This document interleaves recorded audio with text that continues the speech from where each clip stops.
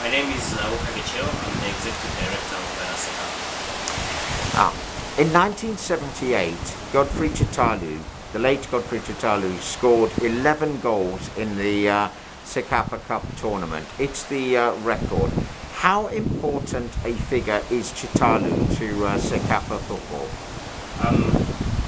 I think we need to start from the fact that 11 goals as a record is significant enough, and then as who scored the 11 goals. And then from that point we can say this is the significance that we place on the individual.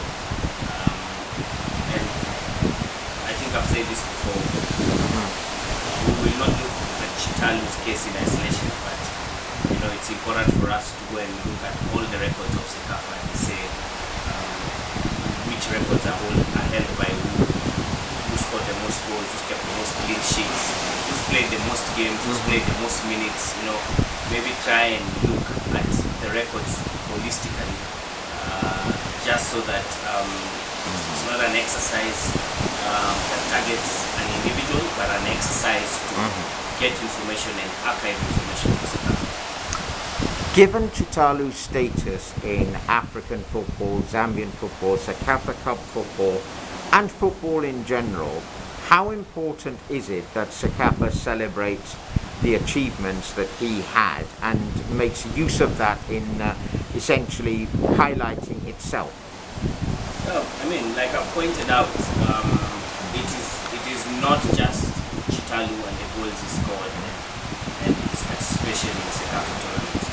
But for us, it's more about celebrating all the players who've graced the event, who've set different records, who've entertained and created some value for fans and spectators and lovers of the game in any different way.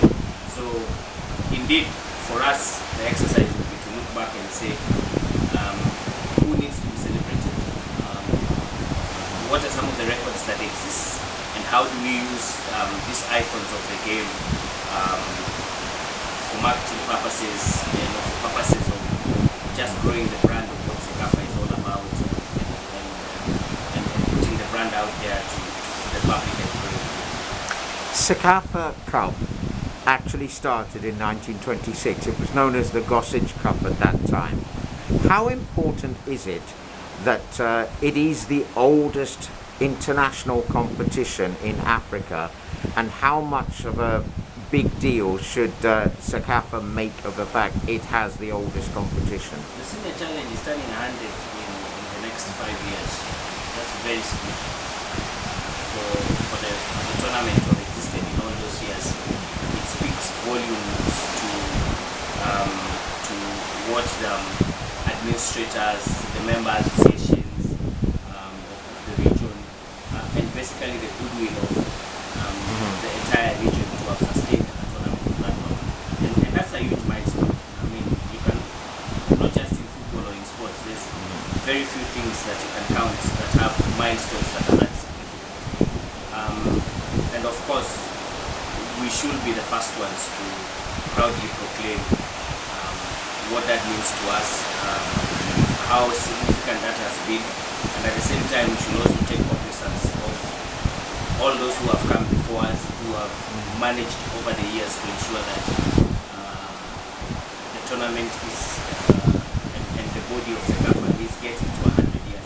I think that is very, very significant.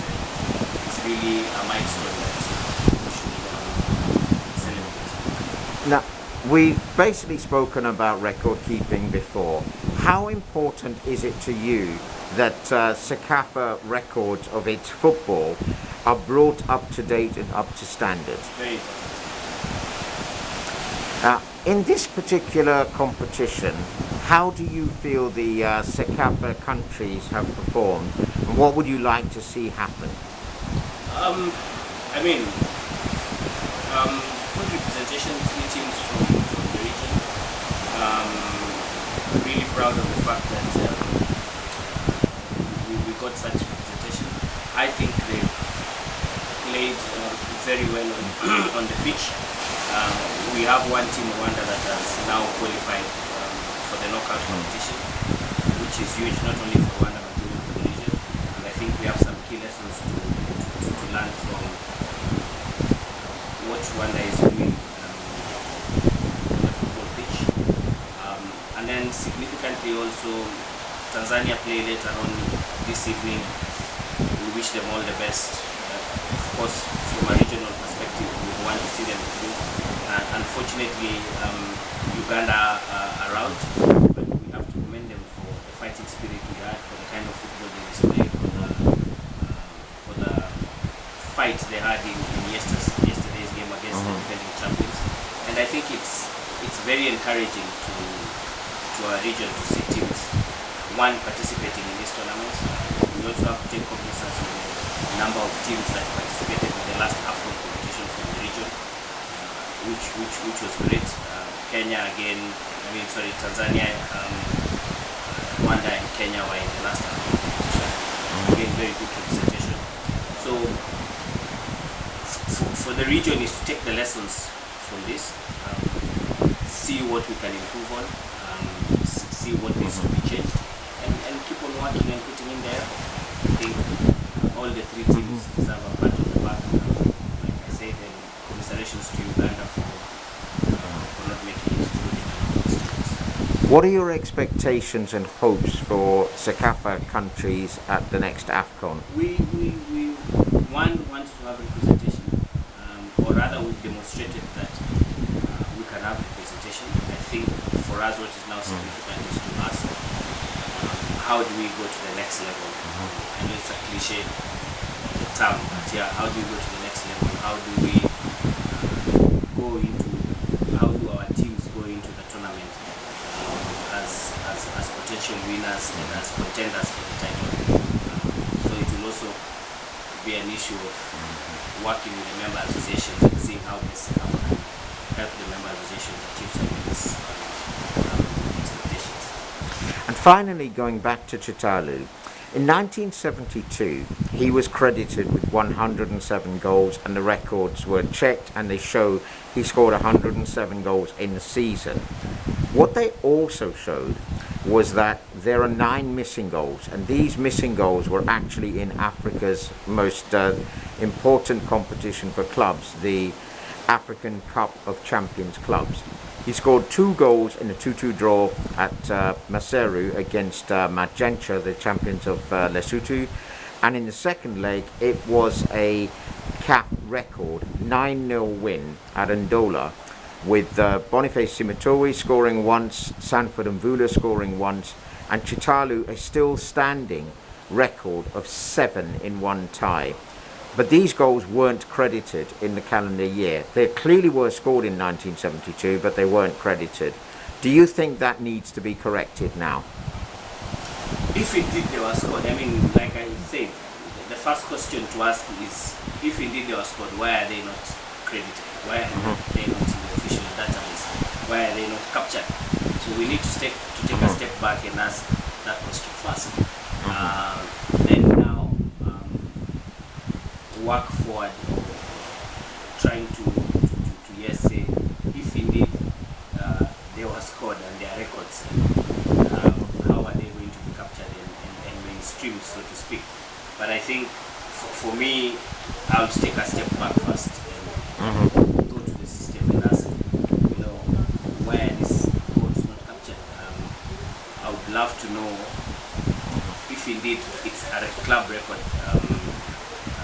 Like the folklore has it, what is the reason that it's not there on mainstream? So, it's one thing to talk to people on the streets and to get those records. It's another thing to go into the mainstream records and say, this is what stands, this is what has been accepted, this is the criteria that has been used to accept this records and put them in place. Okay, well, 2 things on that. The media reports absolutely clearly say what the scores were and who scored the goals. No problem. And you also have a situation where CAF's own records were lost. It was in an accident at CAF headquarters in 1983. You no longer have access to the official reports, the referees' reports, the match officials' reports. They've gone and gone forever. But what is very interesting is if you look on CAF Online, you'll notice last year Mamelodi Sundowns won a match 11-1 against a team from the Seychelles. It mentions the previous records, and the records were Difa El Jadida and Raja Casablanca 10-1 and 10-0, and the one before that was Kabwe Warriors, and it's the 9-0 win against Magenta. So they basically acknowledge that Kabwe Warriors won 9-0. That immediately says, well, okay, if Kabwe Warriors won 9-0, who scored the goals? And that's the key thing. It's very, very clear who scored the goals. I will not speak for CAF. I will not. You're asking me to speak for CAF and their record keeping and all that. So I won't do that. I have no mandate. It's not my. It's not my space to speak for CAF. I think that question is best answered by them. But like I said, as CECAFA, are we willing to dig into our records and keep them straight and try to do that as an exercise? By all means, if there's an issue of resources there's an issue of priority with all the other objectives that the body is chasing. So we will do what we can do within our space and within the confines of the structures that are there to mainstream such kind of information that we're willing to do. But I will definitely not speak for CAF in this instance. Okay, is there anything else you'd like to add? Okay, thank you very much.